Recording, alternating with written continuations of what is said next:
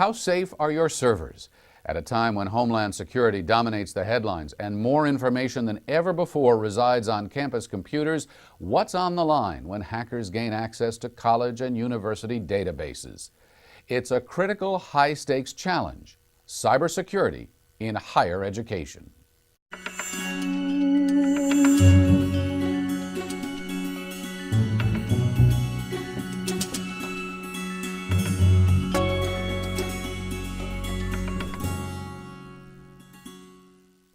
Hello, from George Mason University in Fairfax, Virginia, I'm Frank Sesno. The issue of campus security has taken on a whole new dimension in our information age. Right here at Mason in December '04, someone apparently hacked into a server containing 30,000 names, social security numbers, and ID codes. At San Diego State University, it was the records of 200,000 people. At the University of Kansas, the compromised data dealt with 1,400 international students. Information tailor-made for anyone out to make fake passports. At Purdue, hackers allegedly downloaded passwords that could have been used to get all sorts of personal data. From student records to credit card numbers, from highly sensitive research to war games and matters of national security, university databases contain vast amounts of information and are tempting targets for mischievous hackers, organized crime, terrorists. What's the state of cybersecurity on campus? What needs to be done? What's the exposure and the liability of higher education? Here to discuss the issue, President Alan Merten of George Mason University, recognized as among the most wired universities in the country. President Freeman Hrabowski, President of the University of Maryland, Baltimore County. Among the initiatives of UMBC, technology commercialization and connections with the private sector. Also from UMBC, Jack Suess, Chief Information Officer there, who oversees the Office of Information Technology. And Dr. Joy Hughes, Vice President for Information Technology and Chief Information Officer here at Mason. And we should tell you that Jack and Joy are co-chairs of the EDUCAUSE Internet 2 Security Task Force. President Merten, let me start with you, if I may, and with everybody. What exactly is at stake in your view? We at universities do teaching, we do research, we do administration, and more we are completely dependent on information technology. When it's working well, everything is in our best interest, but when something goes bad, it stops what we do and it costs us a lot of time, energy, and mischief. What's at stake? Alan is absolutely right. I think what's at stake is the confidence of the public. Families expect that the information they give us, private information about their income, about the socioeconomic background, all kinds of information will be really critical. It's important that we keep that information confidential.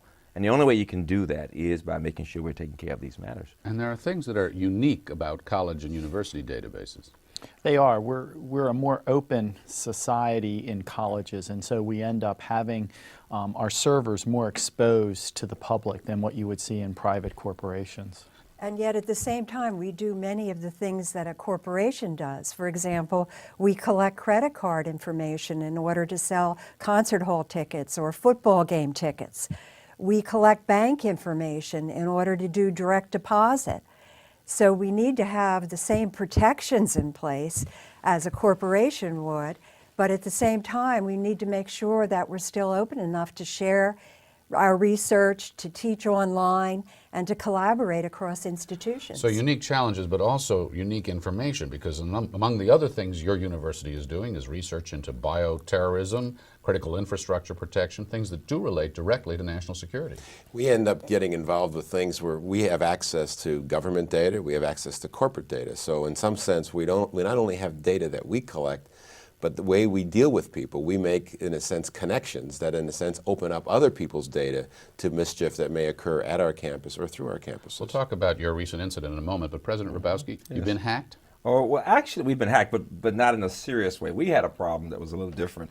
We had a configuration mistake made by a systems administrator, and we had 9,000 plus social security numbers that were accessible through the internet.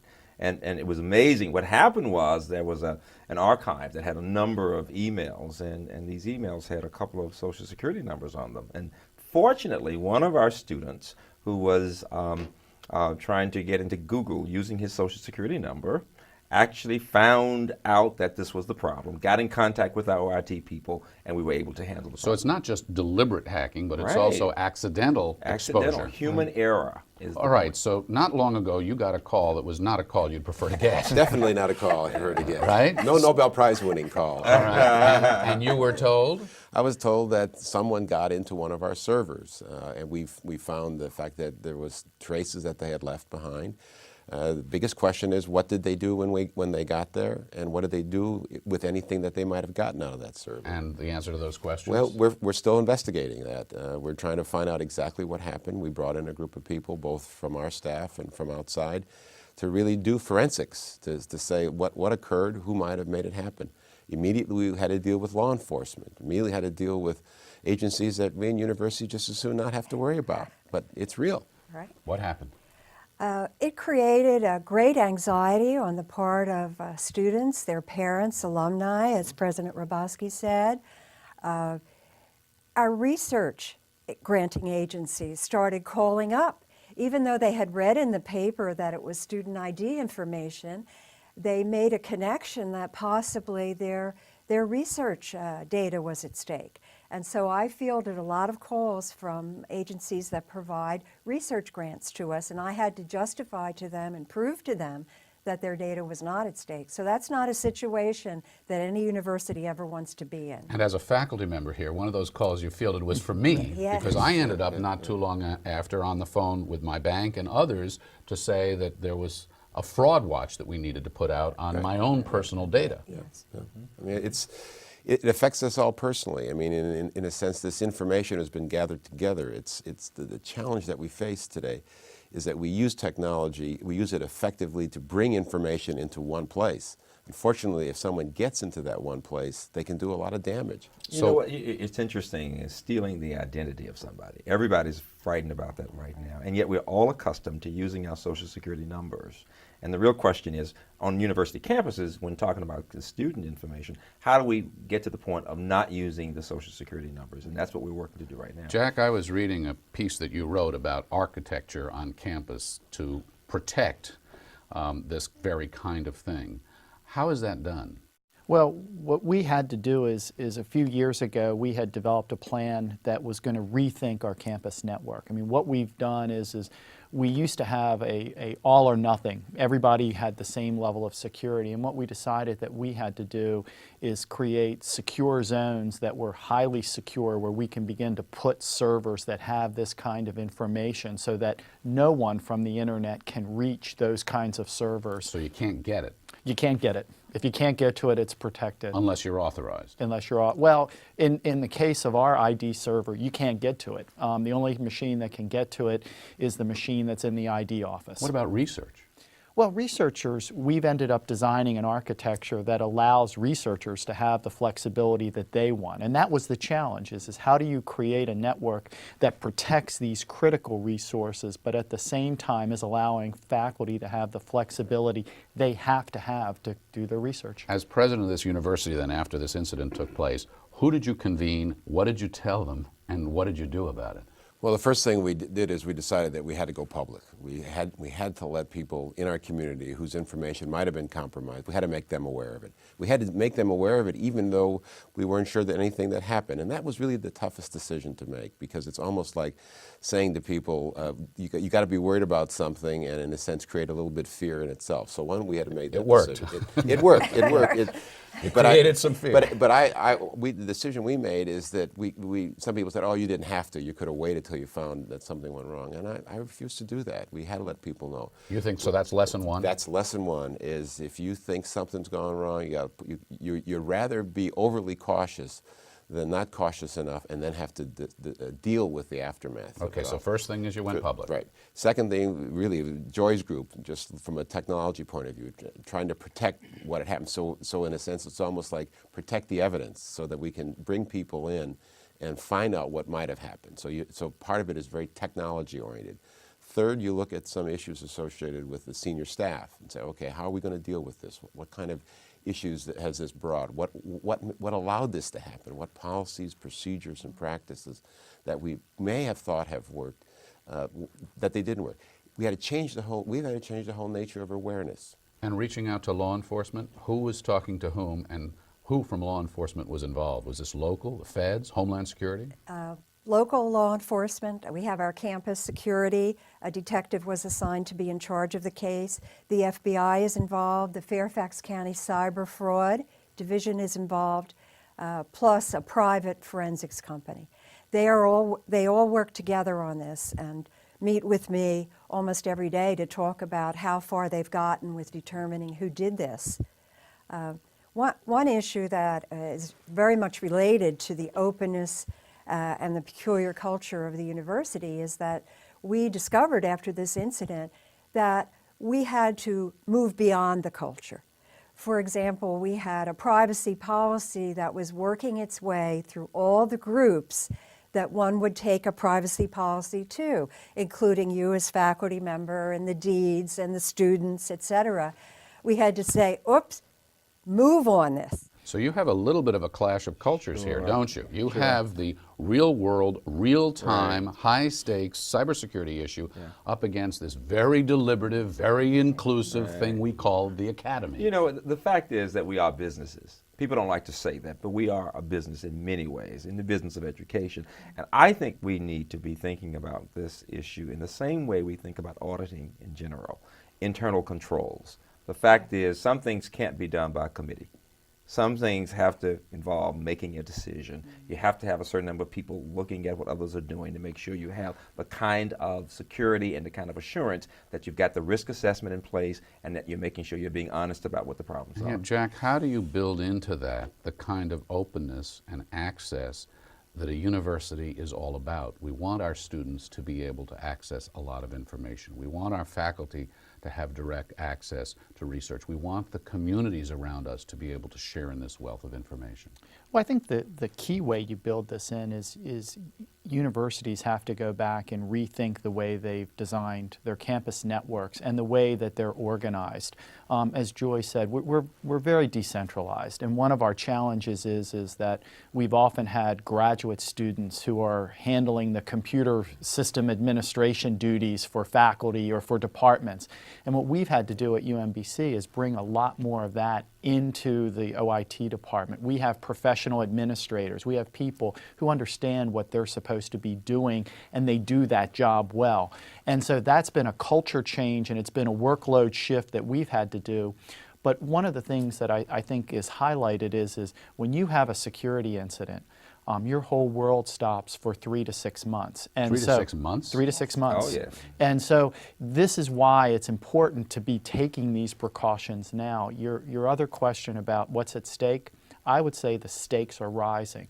Every university that goes through this kind of incident is getting hit harder and harder by the press, rightly so, because they're wondering, how can it keep happening? It's the confidence of the public that's at stake. I can't say that enough.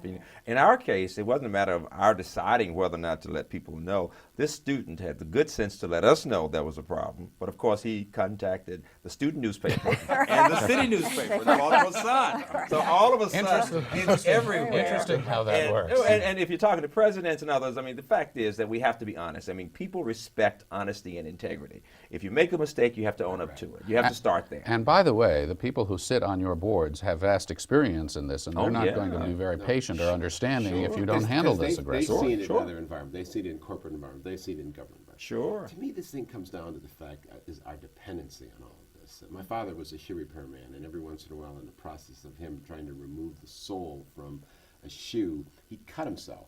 And he'd come walking into the house, he'd be holding his hand, and he had this phrase that he used to use. He'd say, "Any knife sharp enough to help you is sharp enough to cut you." And to me, that's something that I used to think a lot about in our environment, and then I think sometimes we take our eye off of it. We use this technology for everything, and we're so optimistic about, we solve the world's problems, we cure cancer. I mean, we don't worry. A faculty member doesn't worry about the fact that maybe I put the university at risk by not protecting data.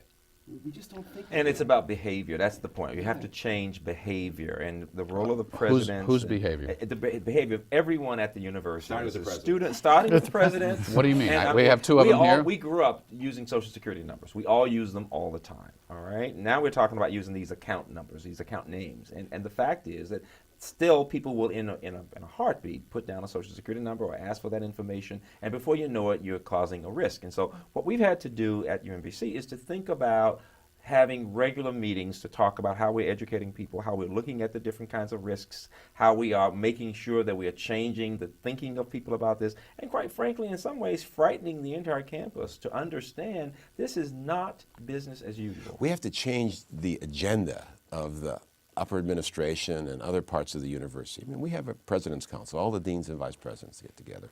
And if I ask people what do they want to talk about on this every 6 weeks meeting, if they could decide the agenda, they don't want to talk about information system security. They want to talk about the new grant that someone got. Sure, because they're there to do it. exciting. Right. Well, it's also their job. And frankly, for most of us, this is mystery stuff. This is magical. You punch the button and up comes the information. How you build that architecture, and frankly, how you pay for it. Because what I heard you say a moment ago, Jack, by changing the way you work, there's a price tag associated with that, and that's money that's not going to get to be spent elsewhere. Yeah, we were lucky at UMBC in that because we were having a significant building boom, we took some capital funds that were associated with bringing new buildings online, and we were able to use that money to really think about how do we do this right. Significant amounts of money? Significant amounts of money. Millions and millions Millions of of dollars. dollars. Oh, Right, yeah, it right. takes that. It's not a $100,000 project. No, Right. no. Is that a difficult thing to explain to a president, to explain to an administration? Since your boss is sitting right there. Well, it's not difficult to explain to Alan because he is a computer scientist. Nicely done. Right. It's somewhat more difficult to explain to the budget group because the budget group has so many competing demands, including more English teachers, better classrooms for the faculty to teach in. I mean, they have very important core mission demands on their budget resources. But let me tell you what an incident does. An incident focuses your attention. And so when you asked Alan, who did you call first? Well, after I talked to law enforcement, I called the budget group. Yeah. Really? Right. Really? And the budget group saluted and said, okay, because the stakes are so high What do you when think you that have an incident. What do you think that incident will end up costing you? I think it will cost us about $300,000 directly related to investigating the incident, but another $500,000 or $600,000 to accelerate projects that were in the security plan but were for next year or the year after. And as Jack mentioned about replacing his network, replacing 2/3 of our network cost us already $3 million. The new financial and student system, which doesn't use Social Security numbers, Right. just as at UMBC they don't use Social Security numbers, that was $10 million. So there are big dollars here at stake that you must spend because we are a business with private data that we must protect. But see, we have the problem of trying to explain it. In our case, as public institutions, you're now dealing with legislators, you're dealing with governors' offices, and if you start talking to them about a new program that you're going to do in some scientific area or some public policy, boy, they understand that. And when we start talking about issues like this, they say, you know what we've got? We have to change the plumbing. Right. And it's not sexy at all. Or you go to a donor. I mean, you go to a donor. Freeman goes to donors. He works his donors pretty hard. But he talks to them about exciting programs. If he goes to them and say, no, I need a couple of $1 million to change the infrastructure of my IT systems to reduce the security problems. They look at him and say, you want me to pay for that? So this is Not this exactly is plumbing. a naming opportunity. Not a naming. We would glad to name the information infrastructure after someone, but it ain't a biggie. So let's talk some more about the changing behaviors that you mentioned with respect to particular constituencies. How about boards? Well, I think boards are often with people who are from companies. And companies are going through the same thing, quite frankly. So they have a sense of the challenges that we face. But whether it's a private university or a public university, the fact is we're working on partnerships with these companies. And that means sharing data And just as those companies are working to make sure that they have the kind of security in place, they want to know that if they're going to share that data, it's there also. Do you have an information technology subcommittee on your board? No, not for the. It's interesting. We have and part of our academic education subcommittee of the board. They would discuss those kinds of matters. But you know, about a month before we had our incident, I said to Joy, maybe we should have an information technology subcommittee on the board. Now, I wasn't thinking of it from the point of view of security. I was thinking about it in a more grandiose fashion. What kind of technology? But you know, maybe we should have an information technology committee of the board. I think right now you have education committee and the finance committee, both of whom are of the University System of Maryland would be involved with these kinds of issues, and they get a chance to hear, because all of us are going through these ERP developments right now, and that's what every campus in the country is going through in terms of different business systems. And the key is to think through security issues as we go through the changes in these systems. Jack, from your point of view in terms of getting the job done and changing behavior, which is the constituency of the many on campus that needs the most convincing, cajoling? That's an interesting question, because I would have normally said faculty, but what I've found is I've actually had faculty coming to me and saying, we want more security. We can't secure our machines in our research labs, and so we want you to take action to help us do that. Where I think that the challenge is the decentralization of the university. It's some of these entities that have their own server to run their business process, whether it's in the housing area or in the food service area or places like that. That's where going in and talking about change, they're understaffed. It's a big deal to them when you start to make these kinds of business process issues. But the broader question is, how do we get the entire campus understanding that this is an issue that belongs to all of us, that we all are responsible? It's the same way that with auditing, people thought of the auditing and internal controls issues as an administrative affairs issue, when in fact it's the entire university, because the actions of any person can have an impact, negative or positive, on what happens to all of us. See, we by our nature in universities, we're the most decentralized organization. I mean, that's down to the individual faculty member. That's how far we decentralize it. So we always have been decentralized.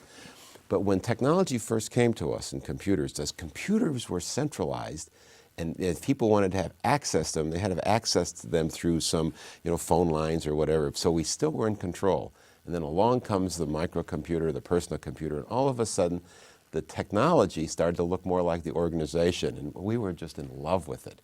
But once we lost that central control, we didn't come along fast enough with what do we replace it? So we'll get to that in a moment, but I want to ask this question. Let me use the L word, liability. What is the liability of these institutions with respect to this kind of information, securing it or not? I think that universities have actually probably been the best at looking at how they deal with this issue. I mean, there was a statistic that I saw recently where 80% of corporations had security incidents, but they all went unreported. And what you're seeing in universities is when we have incidents, we're reporting them, we're making them public, we're doing the right thing, which is what we need to do. I don't think that this is happening all the time in corporations today. I think that to a large degree, if they can keep it quiet, they will in some instances if it would be very negative publicity. One reason that people who've had incidents on their campus go out and talk at conferences and events is because we believe that the liability will be cumulative. In other words, the first few people who had incidents, it was because people really didn't understand how hackers work or what are the vulnerability points on a university. But after you hear about school after school after school, I'm thinking 2 years from now, if a university has an incident, there almost be no excuse for it. Because and then you will get beat up in the Yes, yes. Because we will have talked to people about how you have to change the culture, about how you have to redo your network, about how you have to look at departmental servers that have old files on them with credit card numbers that they don't even know they have. So the reasonable person standard may then be applied. See, Jack said something before about the fact that in the way our environments happen, say down in a department where we may have a case where we have a graduate student who's trying to get his or her degree, and we pay him 25% salary, and what they do is they've been given responsibility for the server.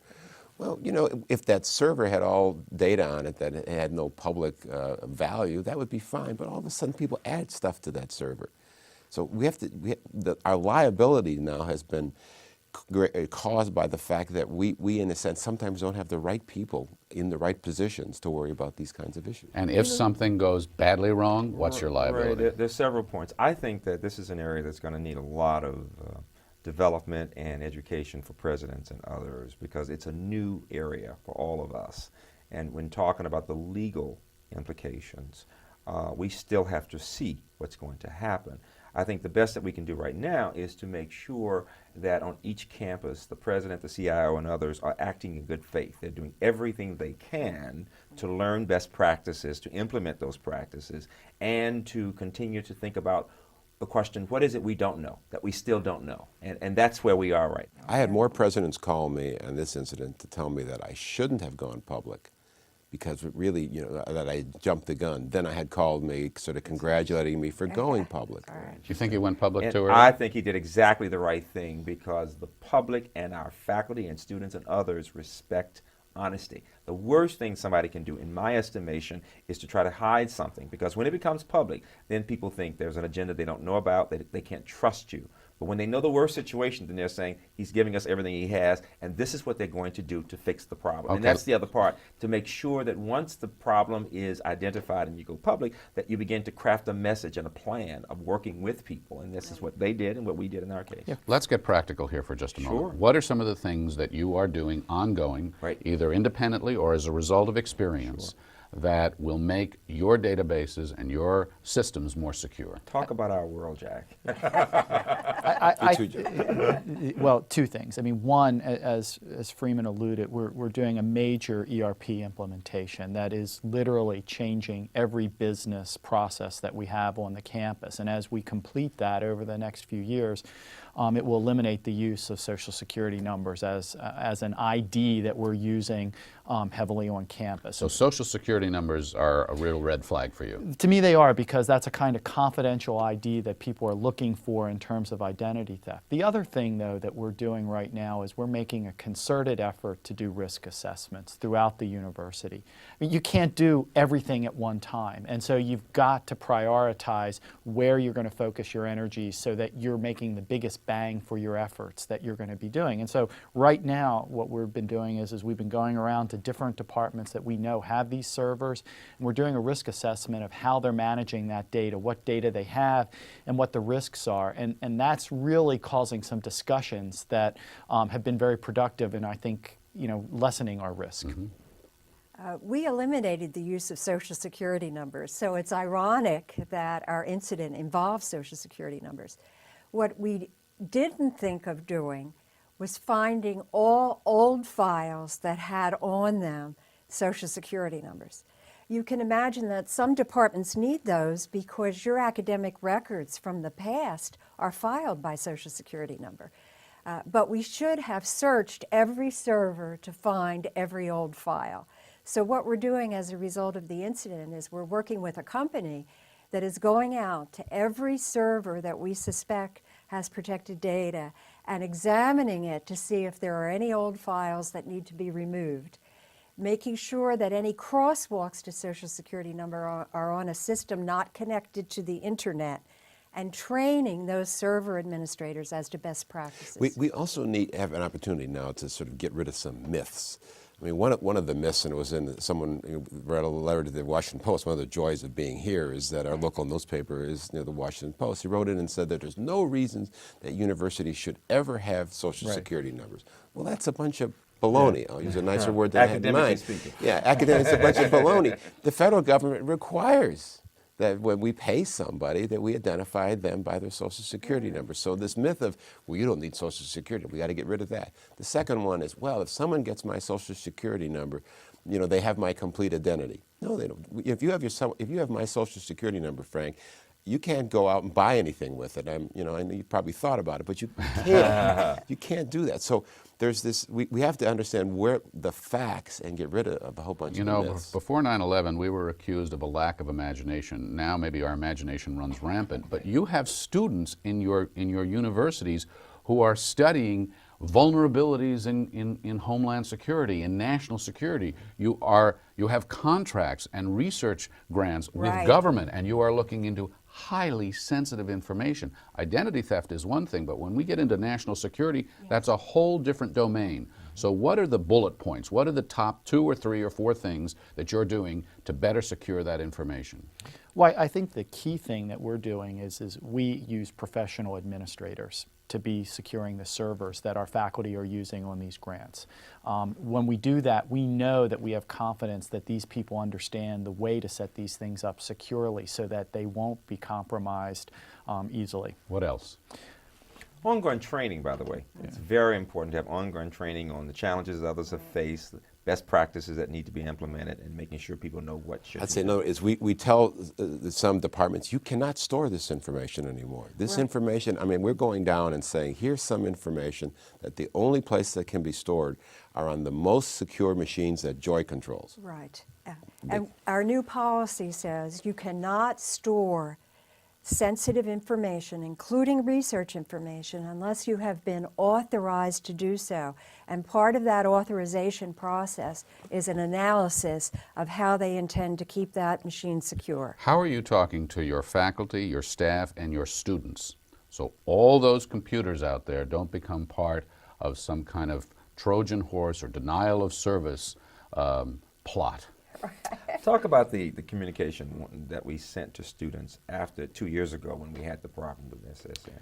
Well, that was one where I think alluding to how do you react to this, I think campuses really have to practice how they react. We had discussions about what we would do in a security incident that brought in legal, PR, other groups all at one time to begin to frame a message, understand the legal consequences, and to work on communications. And so that was one way that we worked to get the word out to students when we had an issue. Your point about how do you deal with people who may not want your help. You know, some of what we've had to go in and show is how vulnerable they are. You know, if I can turn around and I can show a faculty member, look, I've gotten access to your server. If my people can do this, people outside could do this. And let us help you. So in a sense, you're simulating an Yes, attack. yes. You have to do that. Also asking people, as I asked you earlier, is your password in the dictionary? And then when they say yes, I say, well, then I'm in your server. It's that easy? It's that easy. Your password's in the dictionary, your password's made up of numbers, it's a proper name, I'm in your server. So give me some practical advice here, Ann Landers. What should passwords be? Passwords- That's pretty basic stuff, isn't Yes, passwords should be memorable, but they should be unique. And so, for example, if your favorite song is I Don't See Me in Your Eyes Anymore, then you take the first letter of each word in that favorite song, make a password. You won't find that in any dictionary, but you'll never forget it. Probably shouldn't be my initials. That's No. yeah. And your password should not be your username either. Okay, yeah. Let's spin this forward a little bit then. If we've got a scorecard, if we're looking for benchmarks of progress over the next 12 to 24 months, let's say, what is happening, what has happened on your campus and on other campuses to really move this process forward? I think, and Freeman touched on it before, it's more maybe a question of education plus attention. And that is, if you see that every time the presidents and the deans and the vice presidents are getting together, that this is part of the agenda, then we're making progress, that we move it from being Joy's problem to being my problem. Right. From it being Joy's problem to being my problem and the vice presidents and the dean's problems. I think that's a big step. Yes. I think that every president should be able to ask their CIO, what are my risks? Where do I have risks that you know of? and what are those risks in a quantifiable way. And so I think that as you see risk assessment being done regularly and effectively in higher education, that's going to be what starts to help us get out of this problem. And And just, when- go ahead, please. Well, when the board requires an annual report on our risks, what our plans are for addressing those risks, I'll feel we have made tremendous That progress. sounds like a recommendation. Yes, it is. I want the entire President's leadership group to be able to know what questions should be raised regularly. I'm always saying it's not just the President, it's all the people around the President who will make the decisions, because everybody reports to somebody who is, quite frankly, on that group. And so if we can have all of them understanding enough to know what questions to ask, with enough sophistication to know when they're being given serious answers, reasonable answers, we've made the progress necessary. President Hrabowski, President Merten, Joy Hughes, Jack Suess, thanks to you all very much. An illuminating and very important conversation. The issue of cybersecurity on campus, as we've heard, is complex and difficult, but failing to get it right will be costly in terms of impact, reputation, and dollars. So we hope this discussion has helped you frame some of the issues. And we want to thank EDUCAUSE for its help with this video, for bringing it to you today. EDUCAUSE is a nonprofit association of some 1,900 colleges, universities, and educational organizations whose mission is to advance higher education by promoting the intelligent and safe use of information technology. We encourage you to explore the topic of cybersecurity further with your faculty, staff, and boards. For more information, we invite you to visit the EDUCAUSE website. That's www.educause.edu/security. Thanks for watching.